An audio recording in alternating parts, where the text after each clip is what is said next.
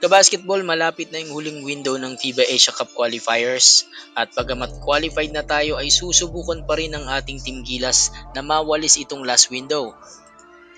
Pero dahil nagkaroon kaagad ng injury ang ilang players ng Gilas ay siguradong mababago yung tempo ng laro ng Gilas at mararamdaman natin yan. Hindi biro na mawala ng isang Kai Sotto at aminin naman natin mga kabasketball na wala tayong pwedeng ipalit dito kay Kai Sotto sa ngayon in terms of size, flexibility at impact inside presence sa game. Sa ngayon, ang nagbabalik na agile big man at defensive stopper na si AJ Edu yung nakikita natin na pwedeng ilagay ditong kapalit ni Kai Sotto. Sa ngayon, maganda naman yung kondisyon ni AJ at maganda rin yung inilalaro niya ngayon sa Japan B-League. At sigurado malaking bagay siya dito kay Coach Tim Cone ngayong wala nga itong si Kai Sotto na magiging katulong nitong sila Junmar Fajardo. Impresibo din yung pinapakitang laro ni Carl Tamayo na sinasabi nilang di umano na second NBA prospect natin at gumagawa nga siya ngayon ng ingay dito sa KBL Korea matapos kumamada ng big 37 points. Imagine ka basketball kung naging kasing tangkad ni Kai Sotto tong si Carl Tamayo, so malaking boost din yan sa Gilas itong si Carl Tamayo dahil sa laki ng improvement niya ngayon. At naniniwala nga itong si Coach Tim Cone na future superstar ng Gilas itong si Carl Tamayo sa mga darating na panahon. Ayan. Si Jamie Malonzo ko basketball mukhang magbabalik Gilas na din at bagamat galing lang siya sa injury, abangan natin kung ano yung pwede niyang maibigay dito sa Gilas. Makakasama niya dyan yung teammate niya na si Troy Rosario na nagbabalik Gilas din matapos matapik nitong si Coach Tim Cone. Habang si Japet Aguilar mga kabasketball probably yung pinaka-tenured at matagal nang naglalaro dito sa Team Gilas.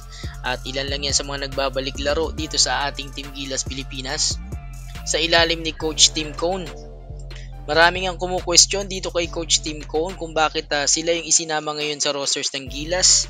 Pero same lang din yung sagot ni Coach Tim Cone. Short time preparation, chemistry at yung familiarity sa system at syempre yung continuity ng ating Team Gilas.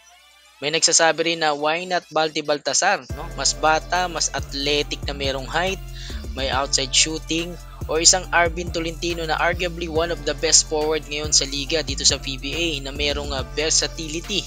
At alam na din niya yung sistema nitong si Coach Tim Cone dahil naglaro na din siya dati sa Barangay Ginebra. Ayan.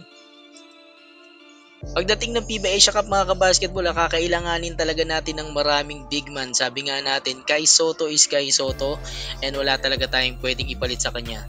Yung presence niya pa lang sa loob ng court, threat na yun sa mga kalaban. No? And aminin natin mga kabasketball, sa kanya talaga nahirapan yung mga big man nitong New Zealand. At inamin din niya ng coach ng New Zealand na si Coach Flavel.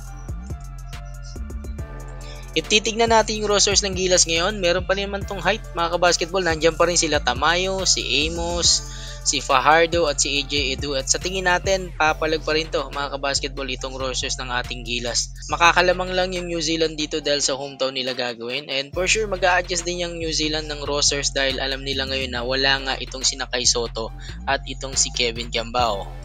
Pero kahit anong mangyari ka basketball, suporta lang tayo. Nandiyan pa rin naman sila JB, Ramos, Newsam, and the rest of Gilas guys. Matalo man tayo dito, pasok na naman tayo sa FIBA Asia Cup. At yun yung mas dapat pukusan nitong si Coach Tim Cone.